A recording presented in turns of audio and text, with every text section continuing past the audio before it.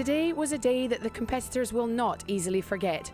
Today, Rennie Mech served them up something pretty special. Dunes, dunes, and yet more dunes. More than 100 kilometres of them in total. The second loop of the week was without a doubt the most beautiful, but almost certainly the most difficult stage of this 10th anniversary edition. In total today, 340 kilometres of timed stage around Chinguetti for the remaining teams, who are for the first time racing right into the heart of Mauritania.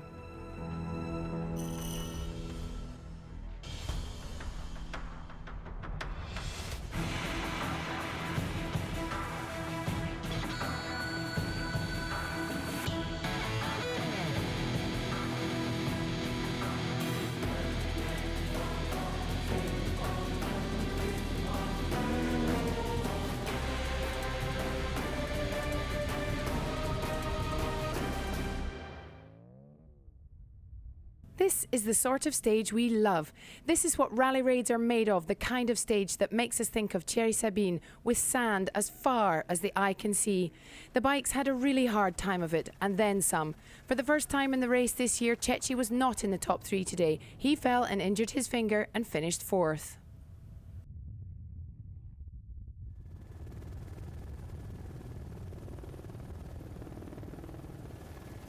He finished behind Luis Oliveira. The Portuguese rider adventure is in full swing and he has finished every day in the top three.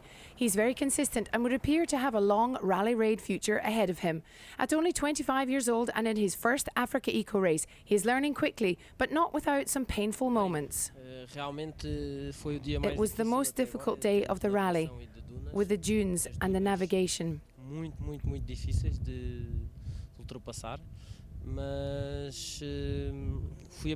I was leading up to 60 kilometres. Then the others caught me and we rode together. I fell several times today because I'm not used to riding in the sand. I rode much of the way with Cecchi and Agazzi. At the end the road was stony and that's better for me. Then I could attack because I feel safer in those conditions. Here's another man we see every day amongst the leaders. Simone Agazzi got a big fright on today's stage. The Italian, who is also in his first AfricaEcoRace, took a big fall, but luckily no serious damage to bike or rider. He came in second today in a time of 4 hours, 38 minutes and 50 seconds. For a while, he thought he may have won his first rally stage. I'm really pleased because I did really well on the most difficult stage. This is a bike I built myself. It's a new bike. I'm testing it here. I'm really pleased with my placing today. Jean-Louis Schlesser said it would be the most difficult stage. My goal was to win the most difficult stage of the AfricaEcoRace on this bike. But in the end, he hadn't accounted for the experience of the old hand, Paul Anders Olavalseter. The Norwegian was not able to finish in the marathon stage and is totally out of the running for the podium. But just because he could, he ripped through the whole field to win his third stage of the race. The Desert Viking is under no pressure and is riding for fun. It was a good stage, but you know, when you start in behind you, it's also more easy to follow the track. But yeah, sometimes not so easy today. There was very soft dunes, incredible soft dunes. So yes, I think many riders will have a hard time also me a little bit, yes. In the day's rankings, Paul Anders Olavalseter wins his 22nd AfricaEcoRace stage, 13 minutes and 36 seconds ahead of Agazzi. Luis Oliveira completes the top three and the race leader Cecchi is fourth. In the GC, no change at all. Cecchi lost a bit of time to Oliveira, but nothing to worry about. He has a comfortable lead of 50 minutes and 39 seconds over the Portuguese rider.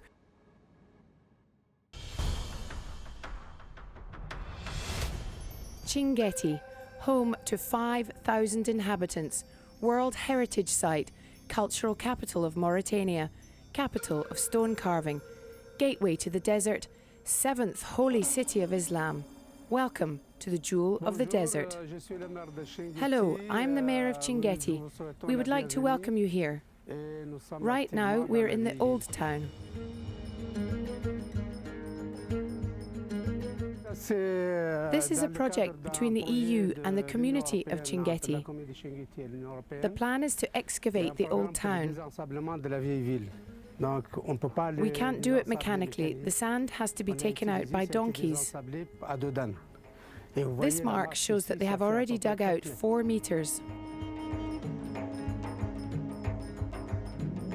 This is the Chinguetti Mosque. It was built in the year 651. And the ostrich eggs that you can see up there, those are a symbol of culture and peace.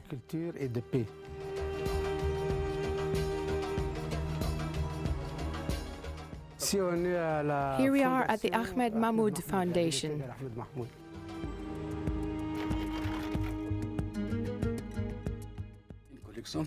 This collection dates from 1699, one of the oldest in the world. We have as many books here as other collections. The last inventory showed that we had at least 3,000 books in Chinguetti. Here, in our collection, there are at least 700 volumes of work. The oldest is the Peau de Gazelle, and it dates from the year 1000. There are others on science and astronomy, but the biggest theme is religion. Chinguetti is the 7th holy city of Islam.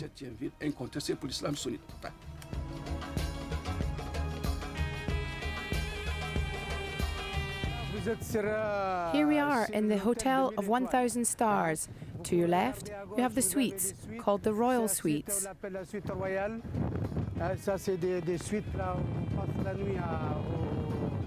You could sleep at the bottom of the dune. We have been affected by global warming since 2008. The desert is advancing. Before we had 35 kilometers of palm trees here.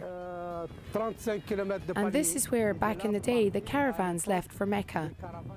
The whole area is full of history. The history of Mauritania started here.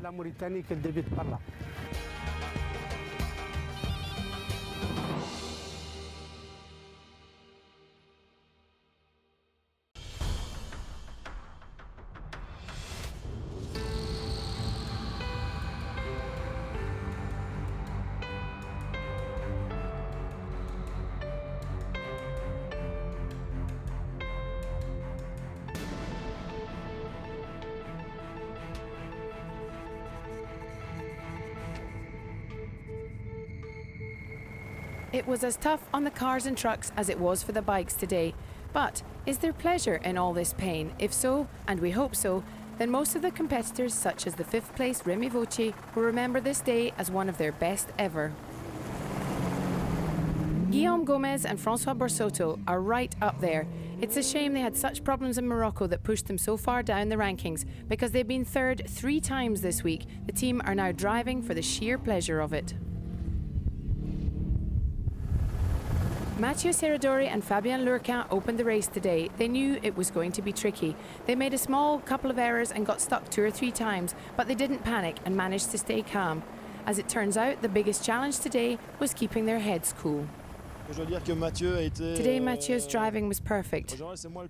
Generally, I am the calmer of the two, but today it was him saying, let's just calm down and get the car out. We got stuck 3 times, but could easily have happened 1,000 times. We managed it all very calmly. I was going off my head. I really wanted to get past Vladimir and Constantin. But he said, no, let's just hang back. And 30 seconds later, I snapped out of it and agreed with him. So that's what we did. We lost 18 minutes, but I think we still have 47 minutes in the GC. It was a good day. Complicated, but good. It was a good day too for Gerard de Roy. The Dutchman is going from strength to strength this week and came in 2nd today. The navigation was difficult, however, as the winds wiped out the tracks in front of them. It was a very difficult stage. There was a lot of sand. In the first part, at about 150 kilometers, we tried to cut straight to the waypoint and got stuck. we had to dig ourselves out for the first time.